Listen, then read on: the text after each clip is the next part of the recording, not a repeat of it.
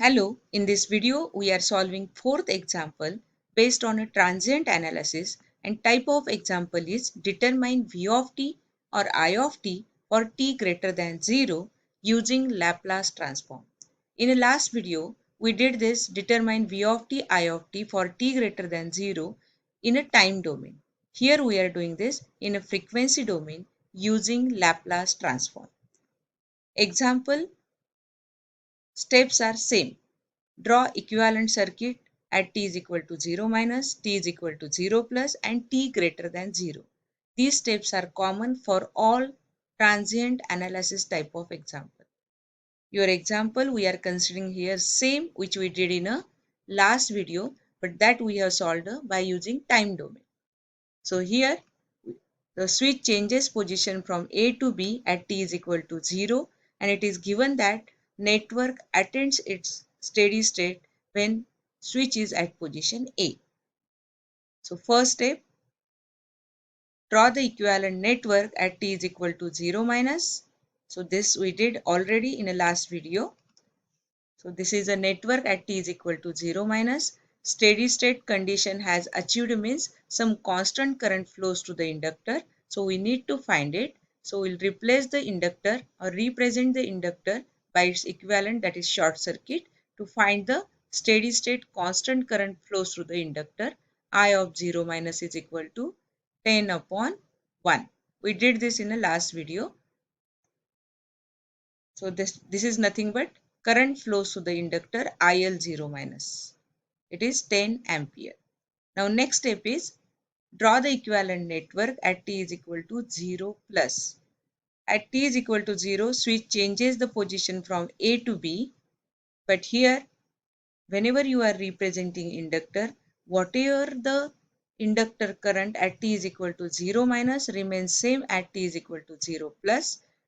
So this is the network at t is equal to 0 minus. We calculated this constant current. So this current remains same for t is equal to 0 plus. That is, this constant current we are representing as a current source. So inductor, its equivalent network is here current source IL 0 plus, its value is 10 ampere. So this loop current is also 10 ampere. Now the third step. Here this is our actual network given in the example. Now network at t is equal to 0 plus. This is nothing but initial current flows through the inductor. Now for t greater than 0, whenever there is an initial current flows through the inductor, how we will represent the inductor? Its equivalent network is its inductor in parallel with its constant current, initial current, that is 10 ampere, and this is L is 1H. Now we have to solve this to find the I of t. We'll redraw this network for t greater than 0. This is our network for t greater than 0. We have to find this I of t loop current. Now, in a previous example and this example, there is a change at this stage. In previous example, we did this by applying KVL here, and we are getting differential equation. We are checking whether this is homogeneous or non-homogeneous differential equation, because we know the solution for homogeneous and non-homogeneous first order differential equation. So by applying KVL here, we are getting differential equation and we are solving in the time domain. Here we are doing using Laplace transform, that is in a frequency domain. So at this stage there is a change. So this network for t greater than 0, first you have to convert into the frequency domain using Laplace transform. So here you have to apply Laplace transform. In case of Laplace transform, resistor remains same as it is. So both the resistor 1 ohm, 1 ohm. Now in case of inductor, we can represent the inductor in a two ways. Laplace transform of this inductor when there are initial conditions. If initial conditions are not there, inductor is represented as a LS. But when initial conditions are there, we have some initial conditions. The current before switching we have. That's why we are representing inductor in a two-way. First is this inductor Ls, and in series voltage source, and its value is L I of 0 minus, where I of 0 minus is the initial current flows through the inductor. Now here check the sign conventions properly, negative and positive. Another form, inductor Ls, same, in parallel with constant current source IL0 plus divided by S. So in S domain or Laplace domain or frequency domain, this inductor, which is in a time domain, can be represented in a two different way. Ls in series with voltage source, its value is Li of 0 minus. Check the sign representation, minus plus. And another form is Ls in parallel with current source, its direction is downward, IL0 minus by S, where IL0 minus is 10 ampere here. And if initial conditions are not there, that means before switching current flow through the inductor is 0, then L is represented as a Ls only. Now, which one you have to prefer here? We have some initial condition.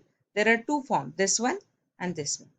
Generally, this form is easy to prefer whenever we are finding loop current, and this form is easy to prefer whenever we are finding node voltage. Here we are finding loop current, I of t. That's why we'll prefer this representation. That is Ls in series with voltage source, and its value is Li of 0 minus. Here L is 1, that's why Ls is equal to S. Here L is 1 and I of 0 minus is 10 ampere, that's why its value is 10. Now at this stage, whenever we'll convert our time domain network into the frequency domain by applying Laplace transform, then you can apply here KVL or KCL, depending upon what you want to find. Whenever we want to find loop current, we have to apply KVL.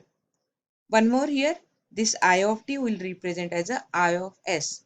Always in a frequency domain, we will prefer capital letter I of S. But here this I of 0 minus y, because this is initial current. Now let's take this network to apply KVL. Apply KVL. Now apply KVL is very simple. You will not get any differential equation or integration, because this inductor we are treating as a normal. We are not treating it as a energy storing element. For resistor, we are applying KVL. Voltage across resistor is R into I. Same here, this value into current flows through it. So for resistor, minus 1 I of S, minus 1 I of S. Now here minus S I of S. We are not writing time domain voltage equation, voltage across inductor. It is very simple to apply KVL whenever it is in a S domain or frequency domain. So minus S, current flows through it is I of S, minus S I of S. Now here minus plus, we are going in the direction of lower voltage to upper voltage. That's why it is plus 10 is equal to 0. Combine I of S terms. We'll multiply both the sides by minus 1 and we'll get this equation. Combine I of S terms. So 1 plus 1, 2 and S. Now I of S is equal to 10 upon S plus 2. This is your loop current I of S in a frequency domain. But we want this current in a time domain. We want to find I of t, not I of S. So here you have to apply inverse Laplace transform to get the I of t. So for that you should know this formula. 1 upon S plus A, its inverse is e raised to minus at. So here 1 upon S plus A is 2. This 10 is constant. So 10 e raised to minus at. A is 2. E raised to minus 2t ampere. So this is I of t we calculated in a frequency domain using Laplace transform. If you check the previous video and this video, we solved the same example. There we did in a time domain, and in this video we are doing in a frequency domain. Where is the change? Change is in a third stage or third step. In previous time domain example, we are applying KVL and we are getting differential equation. In this case, at the third step, whatever the network, equivalent network you are getting, first you are applying Laplace transform to convert that network into the frequency domain, and then you are taking or then you are applying KVL or KCL, and then you are taking inverse Laplace transform. So these are the steps to find I of t or P of t in a transient analysis for t greater than 0. Thank you.